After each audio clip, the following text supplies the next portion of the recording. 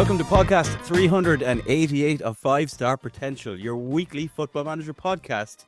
I'm Paul, and not only have I managed to pull another fast one this week, in that I'm hosting again in the absence of Dave and Doop, I have brought in the OG of special guests. And I have to say, personally, I'm very happy to have him back. It is, of course, Matthew, a.k.a. Nerdphonic, back on the podcast in the flesh.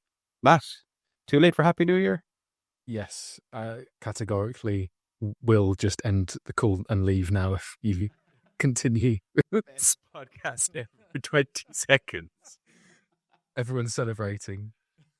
Oh, how have I already managed to ruin it? That was quick, Matt. Well, I'm happy to have you back. It's the 26th of January, Paul. What are you playing at? Well, the last time I saw you was before Christmas, so I haven't had the chance to say Happy New Year, Matt, and I'm very festive. You get 5 days, and if you haven't bothered to send a text within the first 5 days, it's done. Wow, I didn't realise you noticed I hadn't texted you Happy New Year. Well, I mean, I wasn't intending to throw shade like that, if I'm honest. It's too late now. It's a two-way street on all of that. Anyway, I'll stop sidetracking / railroading your sentence and stop derailing me hosting my second ever 5-Star Potential podcast. This is a great big moment for me, especially in the new year and everything. I'm very excited, as you can tell. And Doop isn't here. Expect another tweet from Doop complaining that I was hosting, but yeah, you've got to show up if you want to stop me. Right, well, on this week's pod, we will be talking mainly to Matt, seeing as it's just me and him here. Otherwise, I'd be talking to myself about how he's found FM24. We're kind of in this weird time where FM24 is now something like 14 months old with all of the delays. So interested to hear if Matt is still playing FM24. And more interested to hear his thoughts about FM25. If anybody follows Matt on Twitter, or should we call it X? Sorry, Elon. He said a few tweets about things concerning FM25 that I want to chat to him about. And I think it'll make for a good little discussion and good listening. Because hopefully, as you said, 26th of January, hopefully FM25 isn't too far away. We were told March. We weren't told when in March. But traditionally, a couple of months before the launch date, we'd be hoping to see some kind of news, announcements, betas. Supposed to be end of Jan was in the last thing. Do you think that the Twitter trolls have just given up on tweeting Miles, when's the beta at this point, compared to previous years? I would think so. Maybe they've just it hasn't quite reached the crescendo because obviously it's so much further away, and the release date hasn't been officially confirmed either. I think when you see, assuming the news comes out on the 31st or by the 31st, which is this coming Friday, I think then it may well ramp up, and because they've had a bit of time off, wait for a bit. Everything's gone a bit quiet really in that realm, and I've seen a few people going a bit stir crazy, saying, "Well, you said the end of January. Why haven't you put anything out yet?" Well, I hate vague dates. I'm one of those people that I would rather be given a definitive date and time for something, but ultimately they've given themselves as much rope as they need. And at the time when they're making that announcement, they were so many months away from it, they can't predict what's going to happen between then and now and what shape they would be in. So understandable why they would have not been so definitive with their date announcement. Yeah, I suppose it's fair enough. Like they definitely didn't plan to be here. So there's probably no point putting even more pressure on what is, I'm sure, a lot of pressure already. The other thing is Miles probably, ever since they announced FM25 and everything that they said about it, he no longer can say that, you remember his standard response was, no future editions of the game have been confirmed whenever people were asking him. I think he's lost that button now, that control and the control V copy and paste response that he had. Sorry, Miles, you did it to yourself. Right, okay. Before we dive into all the Football Manager things, Matt, we usually do things like winners and losers, or what have we been up to this week? What have you been up to this week? What's going on with Blackburn Rovers? That usually is what ruins your week, I suppose. Or any highlights? I think the Blackburn situation is not good at the moment. No, never is. Lost both games this week, so it's gone well. Standard? Is it standard at this point? Sure. And then one to Bristol City. We are bare bones, like struggling for injuries, and the signings we are making are sort of bargain basement signings. We signed Adam Forshaw, who was released by Plymouth, who haven't exactly been doing so well themselves. So, No, not at all. yeah, it's very much we apparently have no money, and our pets' heads are falling off. Name the film. Absolutely love that reference. We got no players. We've got no team. Our pets' heads are falling off. If you know, you know. Put it in the comments, listeners, if you know. I'm looking at the league table. It's still 7th in the league, Matt. Only 2 points outside the playoffs. Are we just on a downfall here? It's very similar. Like our seasons seem to be quite similar at the moment, where we will have this mid-season slump that lasts for about 3 months, and Right. we don't necessarily plummet, but everything else falls to pieces. I think mainly injuries and the positions that they've been in have been a struggle. We lost one of our main goal threats, and that's not Sammy Smolix either. The players that replaced him, one of those was injured, which doesn't help, and struggling to really score an awful lot, and then have played reasonably well, but then have been architects of our own downfall with defensive lapses and things like that. So not the most ideal of periods at the moment. I know, to be honest, usually when I watch, we lose, so I do tend to not watch to see what happens. And the one time I did watch this, I watched the Coventry game earlier in the week, and we lost. I was like, right, okay, well that's confirmed that. Well, we're doing movie references. Isn't that in Moneyball as well? Brad Pitt's character just doesn't watch the games. He's like the director or whatever. I can't remember the name of his role. And then he watches the very end of the final. Is it the Oakland A's or something? And yeah, they lose. So you and Brad Pitt, Matt, similar problems, and not the Brad Pitt from Snatch. Before you go there, Dags. If you know, you know. As a fellow '90s Premier League original aficionado, Matt, like the table is interesting in the Championship, though. You've got Sunderland in the playoff spots, Middlesbrough in the playoff spots. Obviously, we just mentioned Blackburn. Like I like to see it shaping up that way. As a Newcastle fan, there's different views on whether people would like either Sunderland or Middlesbrough back. But from a derby perspective and from a more opportunities to smash them perspective, I'd love to kind of have those kind of clubs back. But a few teams in there that haven't been in the Premier League for quite a while. You'd like to see Blackburn, though. It's been a long time since we've been in the Premier League now, which is I can't see us getting back in without America. Parachute payment money is long gone, and without serious investment. The squad we have at the moment, it's one of the worst that I've seen in my lifetime, and I've seen a team with Nathan Blake and Ashley Ward in it. So, what a throwback! That is going full Ruben Amorim here. The worst team we've ever had in history.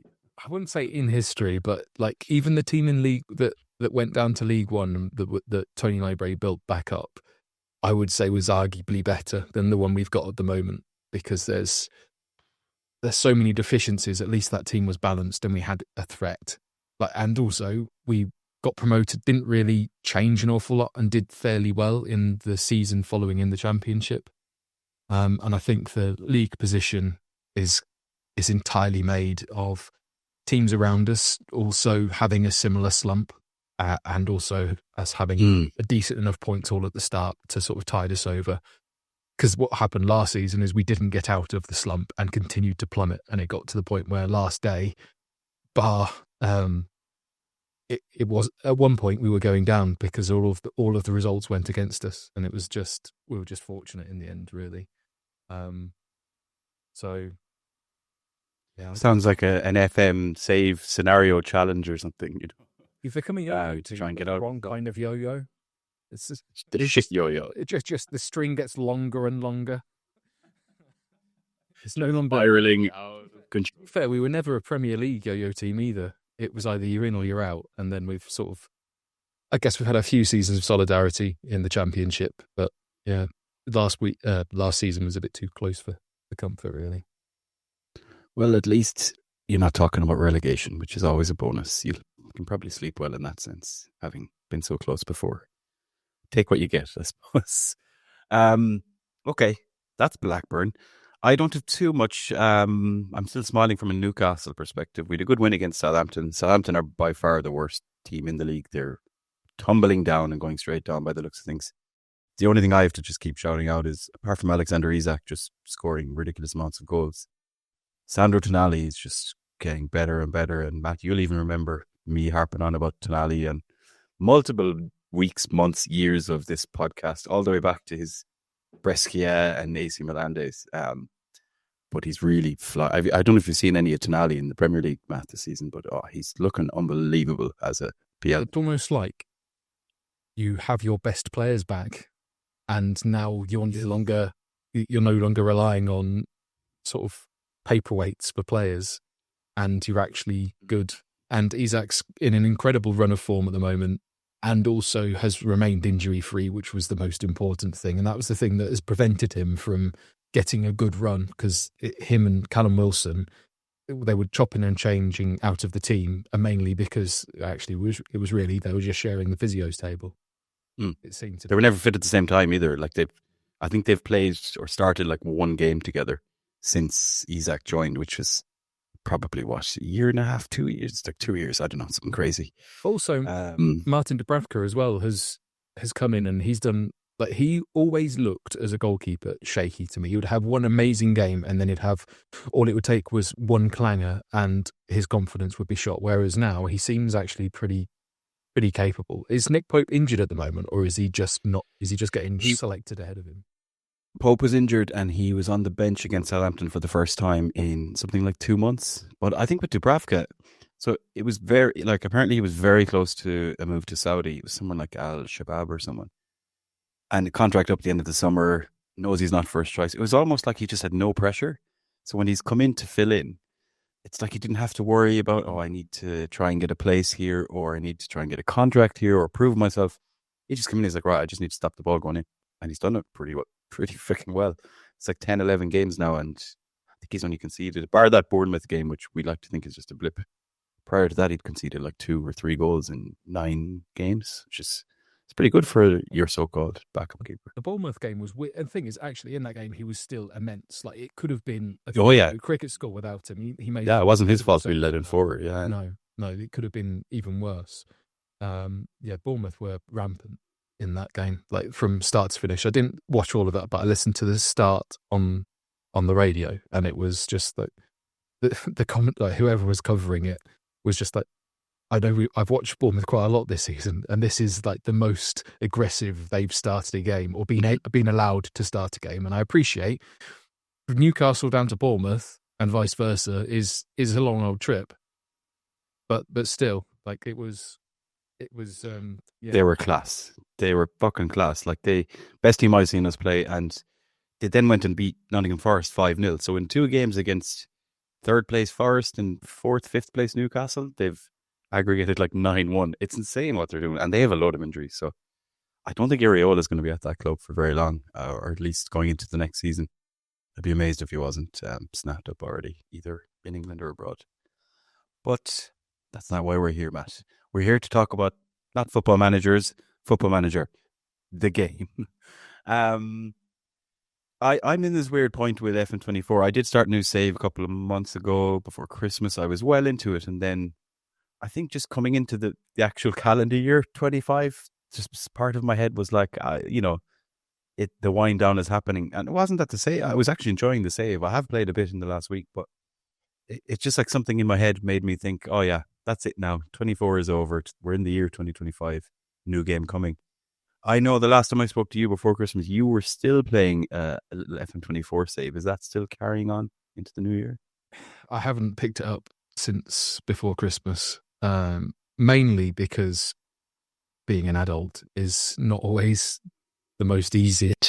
Yeah, and I've had things like tax returns to finish and bits and pieces like that I've had to be responsible. And so any, I guess, spare time has been spent sorting that sort of thing out, and various other bits of life admin that have sort of caught up with me and now need resolving. So yeah, FM time has been quite at a premium, and also I've had other games that I wanted to finish as well. So I've been playing those. We could put adult things in as the podcast title, but I don't know if that's the audience we're going for on YouTube. Adult And Doop isn't here, so maybe we'll go with tax returns, FM tax returns. I think that's what will draw on the real FM nerds. Oh God, it's getting worse. Yeah, maybe just you don't title it and leave it to Dave. Okay, I'll leave it to Dave. That means he's going to have to listen to it. He doesn't listen to the pod. Dave doesn't listen. But yeah, so the save you are referencing, we all seem to have started saves in Spain like within a few weeks of each other.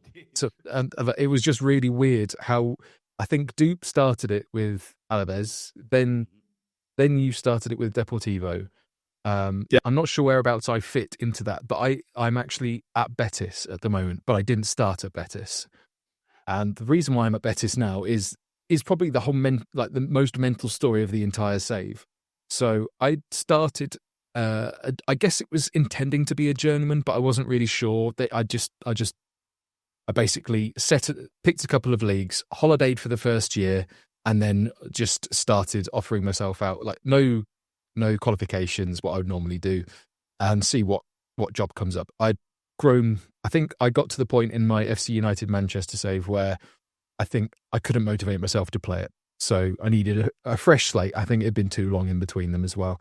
I may well go back to that at some point. But yeah, needed the fresh slate. So similar sort of save, but I didn't want to play in England, basically. So I thought, right, I have England selected anyway, but let's see what else I get. And there was this tiny team called Lueca. I think that's how you pronounce it. I'm not sure. There might be a J involved in how you pronounce it because it's double L. Who knows? We'll leave the spelling because I'm thinking of Huesca, but it's not Huesca then. No. No, it's... Oh, bloody hell. I didn't find If you're the manager of a team, you need to know how to spell them, Matt. We're going to have to just put the foot down there now. I'm sorry. It's more making sure I'm actually... Yeah, it's ILLUECA. Weird. Okay, I won't even... No, so, Spanish listeners can tell us how it's pronounced, please, on YouTube comments. Ueca, I think. Who knows? I can't remember how I pronounced it before. Anyway, I digress. So I'd taken over them. They were a non-playable team, and I'm playing with a vanilla database, so no changes. But they'd been promoted their first season to the lowest playable tier in Spain that you have available. And then I got them promoted first season and then got them promoted again the second season. And this is where the problem happened. And it's an FM problem, and you can't fix it unless you've got the editor, basically. In that, when they got promoted from the bottom tier of Spain, they should have probably had their status changed from semi-professional to professional, and that didn't happen. And then it didn't happen, but then the subsequent promotions I'd got did not trigger that either. And in the second tier in Spain, actually, it may be third tier, I can't quite remember, and I can't bother to check if I'm honest. But one of them, the registration rules stipulate that you must have 17 players that are on a full-time contract, and the only way you can offer a full-time contract in FM is if you are full-time or professional. And it never got triggered, even up to the third tier, the Chursa or whatever, yeah. And each time I went to the board, they just reject it, saying we can't afford to do it. So I was in a position where You broke FM. I couldn't register my team. And the only way I could proceed was by holidaying and to get past it. But each time I would then go to play, it would then trigger that registration thing again. And I would get spanked as well because I'm playing teams that can sign actual players. And I also couldn't then re-sign any of my other players either. So it was just a ridiculous situation to be in. And I thought, I can't fix this, so I'm going to have to just resign and see. And then if it was fixable, fair enough. But it is a bug, right? I mean, nothing is working by design there, you know. It's whatever. I think it's a combination of financial status and reputation, and obviously I've had 3 successive promotions, like one the game's made itself, and then 2 from me, and it's just I think the reputation, as we've all known, doesn't necessarily scale quickly enough. And maybe it's right, because you've got the situations with like teams like Luton who get promoted kind of surprisingly, and then they get bombed out of the Premier League because they can't attract the caliber of players that they want. So I can understand the rationale behind that, but when if the league registration requires it, then it should be forced, I think. So yeah. Yeah, I would have thought that the real scenario would be, well, if the club gets promoted, fair play to them, but if you don't have the means to turn professional, we can't have you in, and you're going to have to stay where you are, and then someone else goes up. It's almost like in the Dutch league, where you have the young Ajax and young PSV in the second tier. So they're second teams basically, and they, even if they win, they just guaranteed cannot go get promoted. It's not the same reason, but it works, as in it doesn't let them get promoted.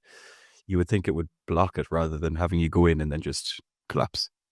Yeah, it was frustrating, because I was sort of starting to get a bit of an affinity with them, because we were very much like complete underdogs, should be nowhere near this tier, but somehow we've done it. And yeah, it was quite annoying. And I was just building the team up as well at that point, trying to, like, money, we didn't have any, like, just didn't exist. And so I was very much like just binned off everything other than playing staff. So the fact that we were sort of, it felt very much like my Recreativo save that I had, where again started in the lowest tier and built them up. But then the whole save takes a turn. This save has been mental, like from start to finish anyway, which is, it's just a fascinating bit. And whether this should have been able to happen is questionable in itself. So had the whole situation with not being able to proceed with Lueka, so move on, resign, and just start applying for jobs. And bear in mind, they weren't paying for, they would refuse to pay for my coaching badges. So I've had minimal improvements to my attributes as a coach as well. So I'm very much I'm still on National C license, crap attributes. Let's see what I can get, sort of thing. Obviously, I've had the promotions against my name, but that, like, lower tier doesn't mean so much. So I just started applying for jobs. I think I'd got 3 months in, and it was all lower league in England. I think I got offered a few interviews. I got one offered at Northampton. I thought, oh, actually, I quite like the personal narrative. It's like I've been to Spain for a bit, and now I'm actually coming home. Like, I was forced out of that club. I think sometimes you were too good for them, Matt. You were too good for them, and I got rejected by Northampton. They were either just relegated from League One into League Two, or were about to be, one of those two scenarios. Tell me they hired Jason Tyndall and it'll just make all of our dreams come true. No, they didn't. Although that would have been, yeah, indeed. That would have been rather poetic, but no, that didn't happen. And I just thought, right, okay, so I'm going to have to drop down a bit further. And I was about to start accepting lower jobs. I thought, you know what, sod this. I'm going to see if anyone higher up will take me. So I just went on holiday and changed the filter to only apply for jobs in higher divisions, or better teams. And I think I got offered a couple of jobs in the Netherlands that I didn't get. And then I had one from the Segunda division, it's La Liga. La Liga 2. My promotion, but yeah, the second tier in Spain. But, oh, okay, carried on. And then Betis were at the bottom of La Liga, and they approached me. I didn't apply for it because I thought, this is ridiculous. There's no point. But they're the bottom of the top tier still, right? They're bottom of La Liga. This was like the November of that season. So it was pretty. But they hadn't quite got to the winter break, and they were struggling. So I think they were either 19th or 20th, and they approached me for I did not apply for that job. They approached me, offered me the interview, and I got the job. So I'd gone from Loeca, been offered jobs by fucking Northampton Town, and then all of a sudden I'm staying in Spain and managing Betis. And it was just like, it's crazy. What? Yeah, it was wild. But then first season was a bit of a consolidation season. which I think you would expect. And it was a case of I had no money because whoever had been the manager during the summer had basically spent it all. So that was a bit of a struggle. And so they don't have a huge amount of money anyway. Each consecutive season, I've been there for what, 3? I'm in my 4th season now. Jesus, that depending on how you count that first one being part.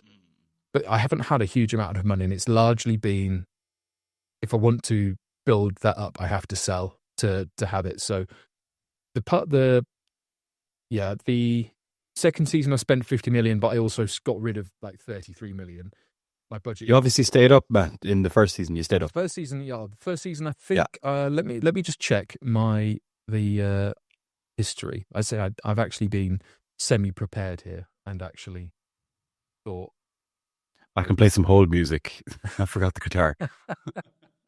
So first season, I finished in 10th. So mid-table. Decent, yeah. So I'd gone from so the teams, so 29 points got you relegated, and I finished the season on 51. Very decent. So I was pretty happy with that. Real Madrid and Barca were pretty much, Real Madrid spanked everyone that season. They only lost 1 game. Following season, again, I think despite the I finished 9th, so 1 place improvement, which again, I think I had a few big injuries, and also I ended up losing players sort of that were not necessarily sold under me, but they were sort of too good to refuse offers. And then the big improvement happens, where I was going toe-to-toe with Real Madrid for the entire season. And it got to the end of that season, and I just fell to pieces. Like, injuries caught up with me. Because of the lack of money, I've done a very similar thing to what I was doing at Lueca, just on a slightly higher budget, where I've gone, I can't afford to have backup players. I'm just going to have to throw everything in having a high quality, like, first 15. And then if they get injured, I'm kind of a bit screwed. And that's pretty much what caught up with me by the end of the season. Real Madrid finished on 98 points. I finished on 94. And the end run of that season was horrendous as well. I think I'm just going to go and check it back, because I'm quite sure I'm quite sure it was something along the lines of Barca, Real Madrid, Barca. And you've definitely got like Sociedad, Villarreal, Athletic Bilbao, and Valencia thrown in there as well. I lost 2 games all season. And so, jeez, that's phenomenal. So I lost 2 games all season, and that was enough for it to cost the league. The run of the last 3 games was not so bad, but I played Real Madrid with basically 4 games to go and lost 3-0 away. I'd beaten Barca away. I'd also been playing Valencia and Sevilla, who aren't bad sides either, and sort of struggled through. And then the other game I lost was to Real Sociedad early on in the season, where I hadn't quite reached sort of peak form. So yeah, a bit frustrating there. And then this season has been a bit more difficult, because I finished second, so I'm in the Champions League now. So I've got that to contend with a really quite a small squad in comparison to everything else. I'm currently 1 point behind Real Madrid, which again, I think it'll be hard to maintain that. I had to come out of the traps and keep up with them, which is what I'm doing largely. But I've signed some cracking players along the way, some awesome. That was going to be one. I have 2 questions, and that's one of them. Who are the players? Who are we talking about here that's brought this to the level? So the only way I've been able to, would be able to compete is by basically selling as high as, and I'm not calling it Moneyball either, despite the earlier references that you made to Billy Bean. The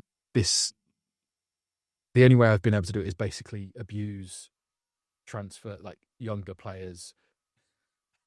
That sentence context is not great, I'll be honest. Welcome back, Nerdphonic. I should have finished that sooner. Oh, we'll be clipping that one. I've been having to find good quality younger players and sign them for much lower. So I've been raiding Serbia, Netherlands, and also then finding other players that either not necessarily being released, but are going for, like, they're unhappy at their clubs and are going for a like cut price. So although he's not amazing, Carlos Baleba from Brighton. Yes. Mm. I signed him. He was on. I got him on loan, and then he was so good, like both as a midfielder and I pretty much played him at right back for the entire time he was on loan. I thought even if he becomes just a backup, he's really quite good, and he cost 4 million for someone as good as that. I was like, yes, fine. He's good in FM24 as well.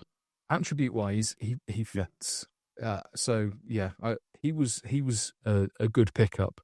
Then there's another player called Milos Sirkovic, who he's Serbian, and he again was pretty cheap. I signed him for 6 million. He's now worth 45 million. Nice. He's on like no money. There's another one, Milos Sirkovic. I've just said him, haven't I? Sorry. There's another one. I'm trying to find which one he is. There was Goran Mikic. See, you can understand why I was getting confused. Clearly, he has fewer caps, and on that, attribute-wise, he's a very different position, but I think he's more important. And yeah, he's been he's a standout player. Again, very similar situation. Signed him for 5 million, worth 35 now. Lots of that going on, really. And there have been some that maybe haven't worked out, and then I've sold them on. And I actually went back. You may remember I played at Groningen for a while. I even raided them for a guy who he's massive. He's 6'6". And I basically signed him as like a creative forward, and I ended up selling him to Leverkusen in the end. But I signed him for 2 million and sold him for like nearly 20. So class. So it's very much like every player has their price. Applying Joe's sensibilities to these sorts of things, where I know I'm not big enough to necessarily hold on to every single player, and then making sure I've got the next one kind of either lined up or waiting in the wings, ready for me to go and pick them up. I think it's the only way though to without having to spend 10 seasons plugging away, which is a hard thing to do in FM. Because in my save as well, I was calling a buy low, sell high. And in a lot of my saves, I wouldn't generally sell players because I just get too attached, and I'm like, no, I've got to keep all the best players. Whereas in the Deportivo save, in order to get anywhere close to being able to compete in La Liga, it was, okay, let's bring in a player 1, 2, 3, 4 million. But we were selling them on regularly for 15, 20, 25, 30 a season later, or even 2 seasons later. And I'm still doing it in my, but I think it's a good way to go about it, because it's an organic way. It's a natural way of boosting the club and bringing you up to a level, but it's slightly quicker than having to, just kind of plug away and try and force the issue when you just can't compete and you'll have a bunch of mid-table finishes on repeat season on season. I've abused loans as well, to be honest. Like, there's been a lot of players that should never have been on loan, and somehow the likes of Chelsea, like where they just stockpile players, had Spike Brits on loan from Man City, he was fantastic actually, and like attribute wise, he's insane. And I did want to sign him, but I couldn't afford him.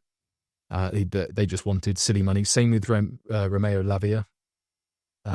Again, I had him on loan, and I didn't pay for the loan. I only paid half his wages and didn't have to pay a loan fee. I was like, yes.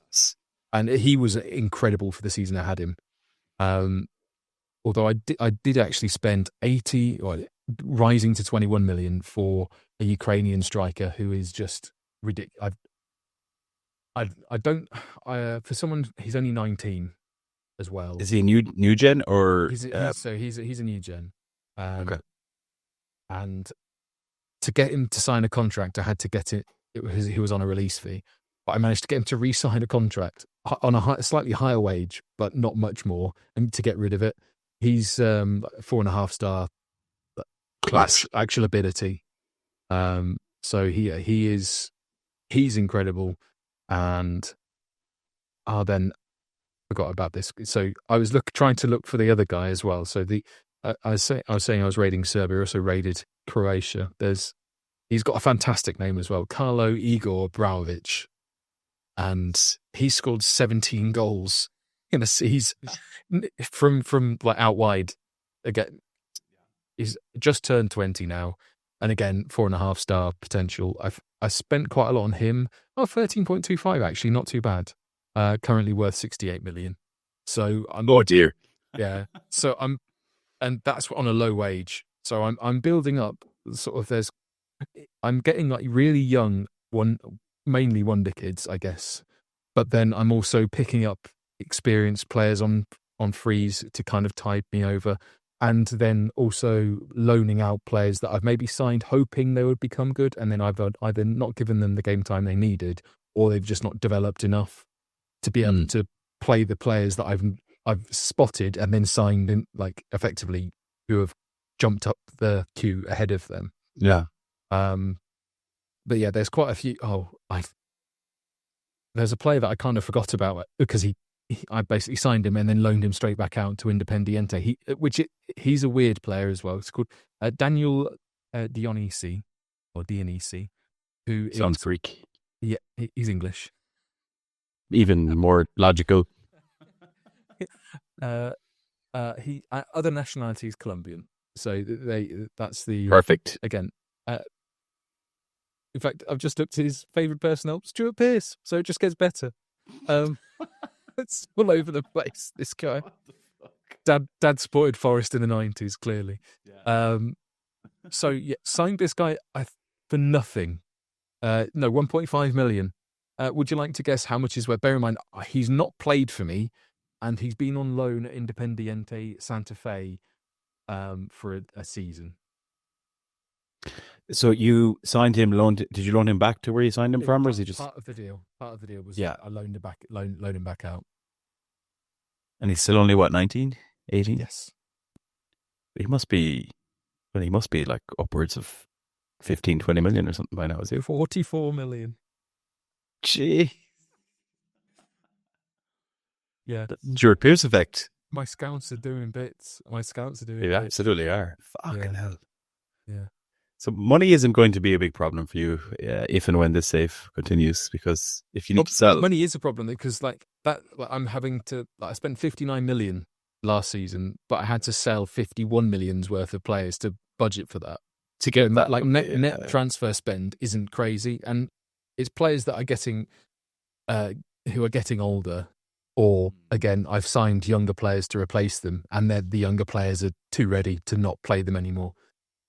So there have been quite a few of those situations. And then goalkeeper-wise, I've actually mainly relied on loans, which I hate doing until this season where I signed Georgi Mamadashvili, who'd gone to Al Hilal. Yes. And I signed him on a free. Oh, you've had them there. You've had their pants down and that one. So still young enough. He's 29. So I signed a world-class goalkeeper on a free. His wages are like quite high, but like it's free. To get a player of that standard. I signed David Raya on a free as well, who, again, star rating isn't that high, but still more than capable. I think I've just let him go, actually. What did I re-sign? I think I re-signed him because I did actually go on this most recent season. I've spent no money, and I've basically went and trying to supplement the B team. So that's what I've been building up this season instead of first team, because I've kind of got to that point where I've got enough players now, and they're all very good, and there wasn't anyone else available who was worth signing just for the sake of signing them and spending the money. So yeah, this season so far I spent 3.7 million in comparison to the 59 last year. So yeah, what a save! This is a serious save. I mean, from where it started to where we got to, Matt, this has been a serious save adventure. Listeners, Spain. Go to Spain. That's the moral of the story. The tragic thing about all of this, though, is still wouldn't let me go coaching courses. You still have a National C license. So I've got a National B license finally. Are they getting fined every time you manage them because you haven't got the required badges? No? My level of discipline is only 8 at the moment, which is disgraceful. But my best attribute is people management, because I talk to players and also motivation. So So yeah, I've always thought that about you, Matt. Attacking and defending both tens, tactical and technical both tens, working with youngsters 1. Well, I mean, considering what you said a while ago. That is in spite of me bringing through these incredible players as well. But there you go. Yeah, so That's wild. Yeah, I mean, there's so many parallels to my Deportivo save in terms of having to identify profiles of players. I've got Croatians, Serbians. I've gone all over Europe to try and bring in just low. It's mainly about the value. You know, there was a keeper I randomly found. I'm trying to think now back to the dregs of what was about a month ago. But he was like 6'8", signed him for $1.5 million, and then sold him to Bayern for like 20 in a season. You know, and he was just a random keeper I stumbled across. So there are those players there if you go and look for them. So if anyone needs a save to keep you ticking over to FN25, a team in Spain, but maybe just don't do exactly how Matt did it, because that save has been drunk until this point with all of the shenanigans going on inside. The thing is that it's all been like legit. I would quite happily of course, do the save. Like I could not believe it that had happened, or that, you know, how events have transpired. It's almost like FM knew I was getting screwed over, and so it's like, oh, here you go then. Tried to correct itself. Yeah, it's tried to correct itself. But massively overcorrected to that point. Yeah, a couple of seasons of strife, and now I've been able to sign players who I actually wanted to sign, have massively improved the quality of the playing staff, has sort of meant that I'm now actually able to challenge in the league. I think this season might be a struggle. I say I'm still in the Champions League, so I think there's enough there to see you to FM25. How's that? Enough meat to chew on? I think so. Yeah, if as and when I have time to pick it back up between now and March. Nice. Hopefully it will be March, as we said, for FM25, which is a lovely segue, Matt, as I'm sure you're feeling as the vibes are going, because we do want to talk about FM25 a little bit as well. I want to talk to you about FM25 using a couple of tweets that you've put out on the internet. So one is just to get your own view and sentiment on the delay itself. Now, thankfully, the dust has settled and people have calmed down to an extent. But quoting a tweet from you, Matt, back in October 10th, 24, which picked up 3,500 likes and over 400,000 views on X. Sorry, not Twitter. It was you has got hold of that one. Yeah, somebody got it. Yeah. And the inside forwards as well. So Matt said, please remember that there are fellow humans on the receiving end of your words who have been working incredibly hard only to find out their efforts have been in vain. You're allowed to be annoyed about the FM25 delay, but do it by being fucking disciplined. Don't be pricks. This is coming from a manager who has discipline attribute of 8, as we've just heard from his save. Find them over 20. But I think, I suppose, I said I'd pull that, Matt, because obviously, look, there was a negative reaction to the delay. But just looking at it from a realistic point of view in terms of the delay, and as somebody who has a little bit of knowledge about gaming platforms and the like in terms of what's going on, probably it might interest a few people to hear your kind of perspective on the delay itself and what it means, and hopefully what it'll bring us in March. Generally, I think people are very, very entitled, and that was the general reaction. That the response to that tweet is not what I would normally get, especially since Elang's stewardship has altered how interaction works, we'll say, to be diplomatic. Very diplomatic. And it's... some of it was very supportive, and I think I've been called woke on the replies more than I've ever been called, ever. Or, that general sentiment, because hence my comment about the right wingers getting hold of it, I think. Yes. And I think people were aiming their frustration at the wrong place. And to be honest, there were some things that I think that the main issue and the biggest problem that SI caused for themselves throughout that whole situation wasn't the fact that they're delaying it, but the timing of the delay. And so there's clearly miscommunication on their part internally ahead of that, because a week before you're pulling it, you're opening up pre-orders. Okay. And so I completely understand like people that are who were saying, well, my sympathy only goes so far because they made the decision to open pre-orders up when they knew the game wasn't going to be ready. Okay. And because ultimately, when from the outside looking in, you're not given every piece of information to make a judgment call on. Like from a punter, we'll call them, people who are buying the game. A buying perspective, yeah. Yeah. Like they're only given the information that the studio is providing them with. And so if you're looking at that and saying, right, okay, you've opened the pre-orders and then a week later you're now saying you're going to delay it, it doesn't look great anyway. It's an absolute mess, but also it seems quite malicious. It can be interpreted that way, obviously. Absolutely. It could be certainly interpreted that way because it's like, we know this is going to be bad, so let's get as much money as we can in first. And I mean, malicious maybe is the wrong word. Exploitative, perhaps, is probably better.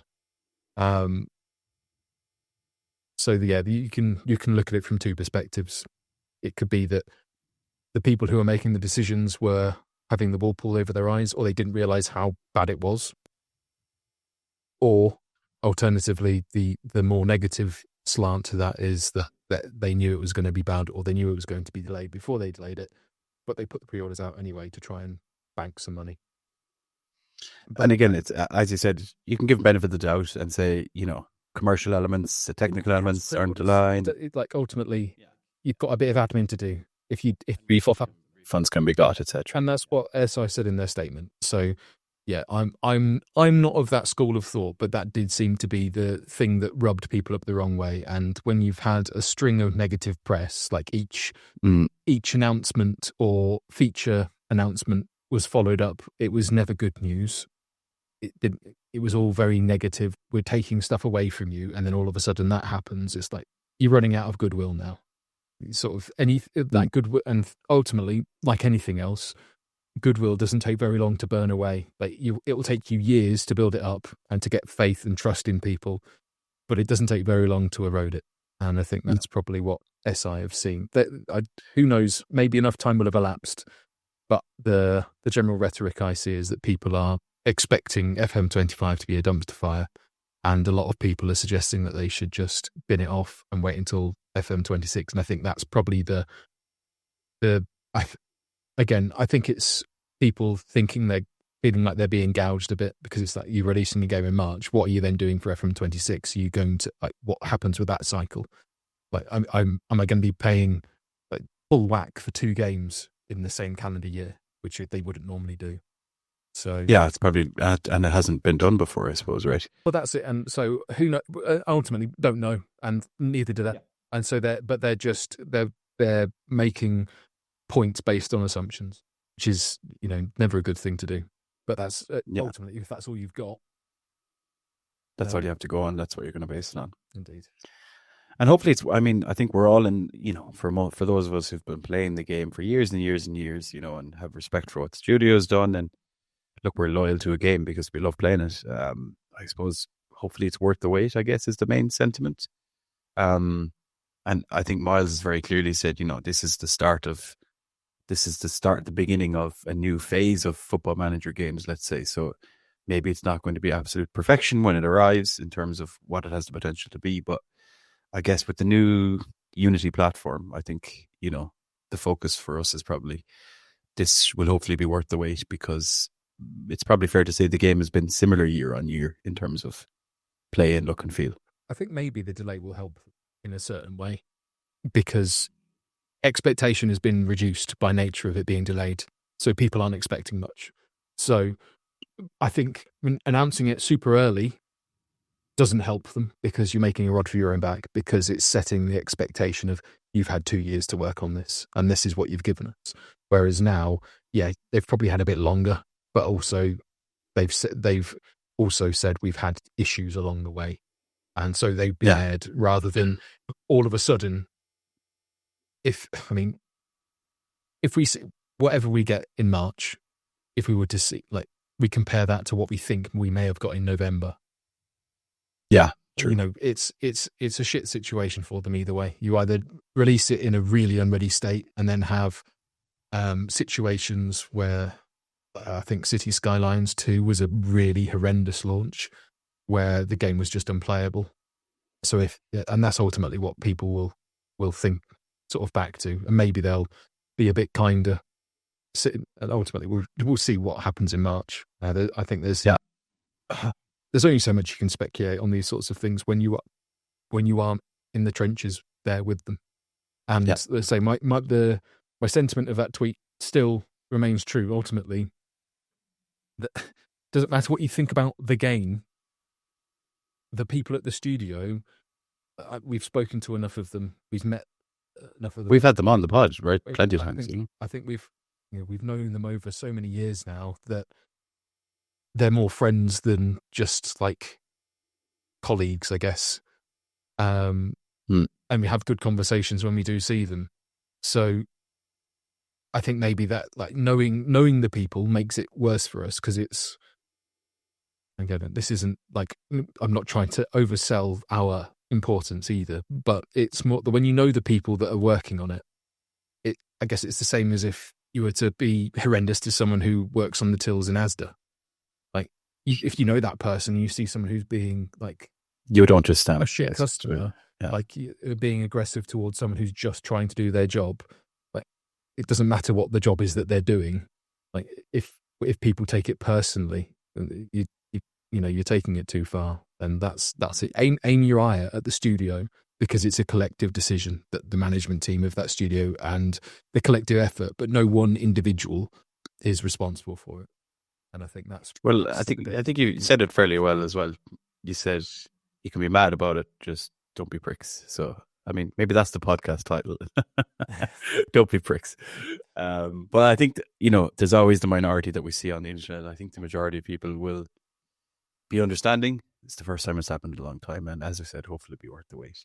Last question on FM25 for you, Matt, before we wrap up then, is about the tech specs, because, I mean, I'm sure you've been tagged and tweeted over the years more often in relation to people asking questions about laptops and gaming and the specs needed to run Football Manager really well. You put out a tweet back in, I want to say it was end of September, which basically said, good news, you can put the pitchforks down if you're planning on playing FM25 on your 10-year-old Steam-powered laptop. Basically, saying that it can be done. And then more recently, which did pop up in my feed and catch my attention, I think it was a well-known publication. In this case, it was 442. There was a headline about saying you'll need a new laptop to deal with the completely revamped FM25 engine, to which you tweeted out, look, this is misleading. And, it's probably scaring people and also inducing people to have to go and spend money. Quick summary, I suppose, Matt, from your perspective, just on FM25 running on a laptop, anything people need to know. I may even threaten to do a video about this at some point. I did one 5 years ago, 4 years ago. It's just over 4 years ago now. And with the new game, I think it's actually that the specification requirements haven't changed a lot year on year. It doesn't with Football Manager. You might need a bit more RAM, but generally, it's been using the same engine for so long. It doesn't really, not a huge amount changes. So I hadn't bothered doing another one, but now I think it's a bit more justified, because the recommended requirements have changed quite a bit in comparison to what they were previously. But they're still modest, I would say, for what you need to run it sort of optimally, I guess. It'll be ultimately, won't know until we get our hands on it, truly what would run it, which is why I haven't bothered doing the video yet. I wanted to sort of wait until this supposed January announcement to see if the specifications change, because ultimately when they submit their entry to Steam to say we're going to, it's sort of a line in the sand, but those specs can change and they can update them. So it could. But you get an overview, isn't it? You get an initial overview of what you might need. Well, it's just a case of we need to have, they need to have the entry within Steam for a certain time so it can be set up and launched. Okay. So it could be very much like placeholder information that they've put in there, just to sort of tide them over. Bear in mind that wasn't available on Steam until sort of what would have been 2 months out from launch. So, things could have changed between now and then. Who knows? But yeah, the 442 article is, I thought it was poor. I mean, it was full with affiliate links. I'm not saying that other people aren't allowed to use them. That's that's absolutely fine. But it's when the general article was very misleading and was suggesting that you need to spend like 1,500 quid on a new laptop just to play FM. It's not true. If anyone was asking me, if you're not a content creator in particular, if you want to play FM well and not have to worry about it for a few years, buy either a Mac Mini M4 or the most recent MacBook Air, and you'll be absolutely fine. And it'll certainly be cheaper and last you longer than buying a sort of cheapish Windows laptop. And again, no disparity between Windows and Mac. It's just that as a value proposition, I think they're like between 500 and 600 quid. You can't get the performance that offers or anywhere near that on any other platform. On a Windows, yeah. So as long as you've got a monitor and a mouse and a keyboard, you're good to go. And also at the level of power that it requires, it's actually, it's pretty efficient. So, and having played FM on a Mac for quite a while, as well as playing on PC, it's like if you don't create content, you don't have a need for that, then and you are in the the realms for a new machine, then that's where I'd go. The Windows conversation becomes a bit more convoluted because of the requirements and specs have changed quite a bit, and I could be going on forever. But as a sort of a high level recommendation, that's what I would go for if I'm, if I've got, a 10-year-old laptop, it will be fine. Probably you may like we do know that 2D will still be an option. So it may be that you end up having to play games in 2D. So if you were used to playing them in 3D, then maybe you might be pushed into upgrading or playing on 2D or adjusting the settings. It may not quite be what you were used to playing. But that's ultimately that's kind of all we know really as a cert at this point. I think wait and see is a good tactic here as well. If you're unsure if your laptop can handle it, then wait and see. Ultimately, if you've already got a laptop that plays FM, and I think I said this as part of one of the tweets anyway. I think I replied to my own tweet about the 442 thing. Was ultimately, if you're not sure, wait until the game comes out, play it. And then if it doesn't play it to your level of expected or play to the level that your expectations are used to, then look around and see, check your how much money you're willing to spend to get to what you think you want to level you want to play at. But there's no point in spending stuff. Don't panic, boy. Exactly. Yeah. And I think that was the thing that really annoyed me the most about that. I think I thought it was quite predatory. Especially that far out from release as well. Yeah, exactly. And hasn't made things any easier combining that with the delay, I'm sure.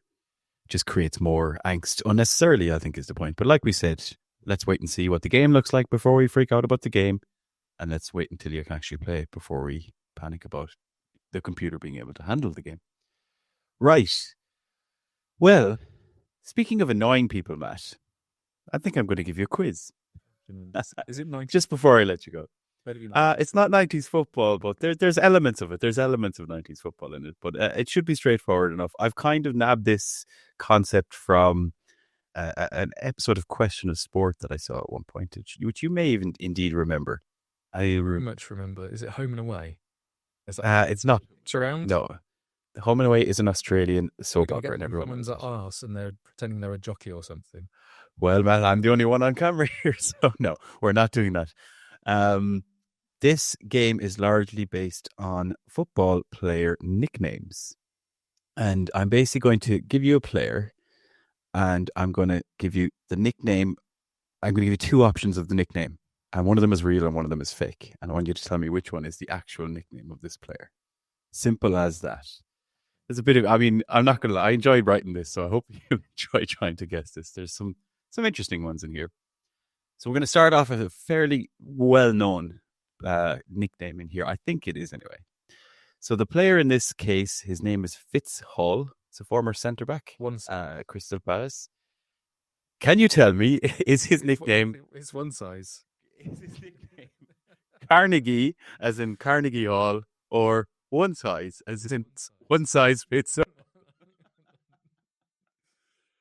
Would give you a point for that. One size is correct. I said I'd give you the easiest one first, which hopefully is true in this case.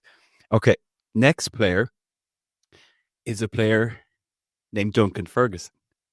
So Duncan Ferguson, was his nickname Disorderly, as in Duncan Disorderly, or Donuts, as in Dunkin' Donuts? I mean, 50-50. I feel like that's a different game. Disorderly would be more appropriate. I'm going for that one. But I don't know. Yeah, we'll go for that.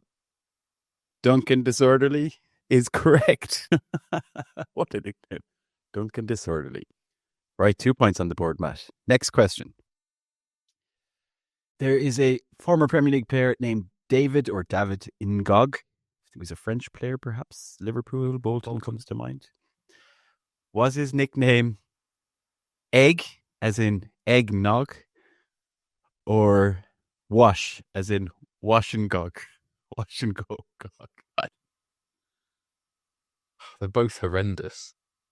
Oh. I'm going to go... Just egg or wash? Egg. Yeah, go for egg. I'm not sure about that one. The correct answer is actually wash. I don't know if you picked this up at Liverpool or both. Wash and go. Yeah. Wash and go. Wash and go. Maybe he's pronounced it in go. I was going with in go. Yeah. I was just throwing you off a little bit there. Right. Next one. You may already know this one. Brian McClare. Was his nickname The Life, i.e. The Life of Brian? Or Chucky, which was... It's 100% Chucky McClare. Chocolate McClare. Yeah. Chucky is correct. Matt, I knew Matt would know his 90s football. There's no doubt about that. Okay, next up. Matthew Upson.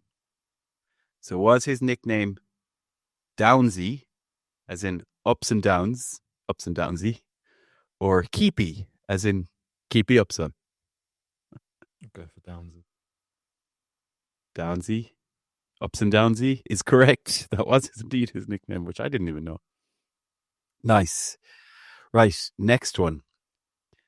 A football player, I think it was Man United, maybe Leicester City as well, among others. Richie DeLate. DeLate. We'll go with DeLate. Was his nickname Ryanair because the flights are always delayed? Or was his nickname Control Alt, as in Control Alt Delete? I'm going for I feel like the Ryanair one seems a bit too close to you, so I'm going for Control Alt. Control Alt is correct. Have I given it away there being so Irish that I put it right? I'm very Irish. You said EasyJet, like that would have made more sense. I should have said EasyJet, but Ryanair, man, come on. Okay. Next up, Jason Punchin. Was his nickname Judy, as in Punch and Judy? Or was his nickname Above, as in Punch and Above? Go for Judy. Going for Judy? Judy is correct. Punch and Judy. Younger listeners may not know. I just about remember that myself, to be honest. That's an old school. It's a kids show or puppet show.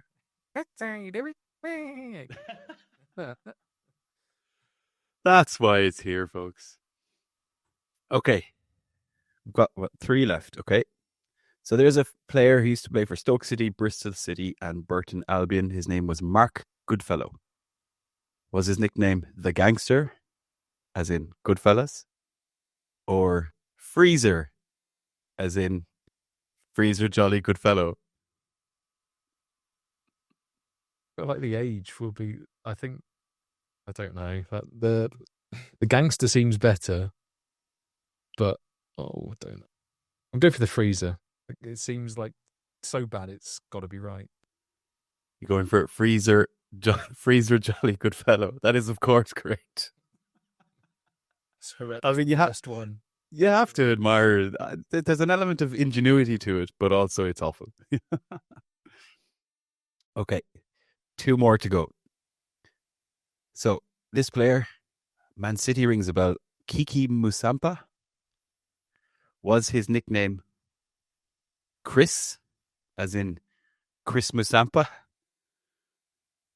or the ball, as in Kiki the ball? So Kiki the ball, or Chris Musampa, which Christmas Hamper. It's Chris. Chris again is horrendous. But is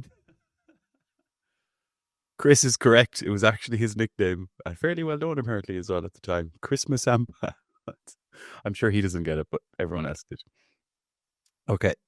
And last on the list. So there was a player who played for Everton and Manchester City back in the day. His name was Neil Pointon.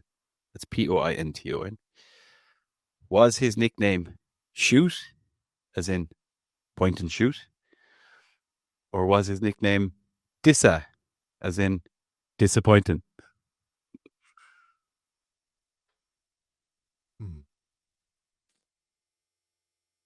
Oh, both are actually quite good. I would love it. Point and shoot would be quite good if he was great at long range shots. I feel like I can't remember where he played. The research didn't stretch as far as. I think he might have been a defender, but I could be wrong. I'm going for disappointing. He's got another one, folks. Disappointing is correct. Neil Disappointing was his nickname, and yeah, that's probably followed him around for a long time. Well, speaking of disappointing, that's the end of the quiz for this week. I enjoyed that, I have to say. Some of the I just find like the out there thought, like Control Alt Delete. I don't know, that made me chuckle, but again, it just shows you where my sense of humor is. Better than like in the little bin. P. The little P. What was that? Chicharito. And was it White Feather, which was Fabrizio Ravanelli? White Feather. I mean, that's what they'll be calling me soon, Matt, as you can see. I think it was like the White Feather, something like that. There was quite a few like ones to do with hair, but wasn't Baggio was one. He had an Italian nickname that translated as the Divine Ponytail. Yeah, which is glorious. Yeah. Can't beat that one. There was another. Rodrigo Palacio had one, but I can't remember what it is because he had the like manky rat tail. Ah, okay. I couldn't remember. Familiar with carnies from Ireland. Wow. We nearly went the whole episode without the racism against the Irish. We were so close. Irish carnies are one like it's just that and the massive fringes. They're the very, very like late 80s, early 90s. Oh, well, I was going to say it's been so great having you back on the pod. British TV for how Irish people are represented in the 90s. No, we just blame the British for everything about how the Irish have endured life over the past 800 years, not just the 90s, Matt. But again, we won't go into politics here. Yeah, I was around for that too. Well, on that joyful, wondrous, collaborative note between two nations, that brings episode 388 to a close. Big thank you to Matt for being back on the podcast. And I was going to talk to you about plans for FM25, Matt, but I think we'll bring you on with the lads when we all have an idea of what our save ideas are going to be for FM25. Eyes emoji. And we need to hear how this batshit save at Real Betis finishes up for you as well. Can't wait to say to become corrupted the next time I play it. It's definitely happening. Up the ticks. You can find the links for the links. We're only going to be lynched. You can find the links for each of us in the podcast description or by visiting 5starpotential.com, where you can find all our latest Football Manager content. 5-Star Potential is available on YouTube, iTunes, Spotify, and most other popular podcast apps and platforms. With a new podcast released. This stuff, haven't you? Jesus Christ. Every week. Oh, yeah. I used to host a podcast. I never got it wrong. I've seen all the re-records, Matt. Don't even try. Bear in mind, I had you goons flicking V's and various other paraphernalia in my general direction trying to put me off when I did it. I was being I have no idea what you're talking about. Say goodbye, folks. I have no excuses. The other goons aren't here, but hopefully they'll be back next week. So until then, see you all later. Have a good week. Take care. Thanks, Matt. Goodbye.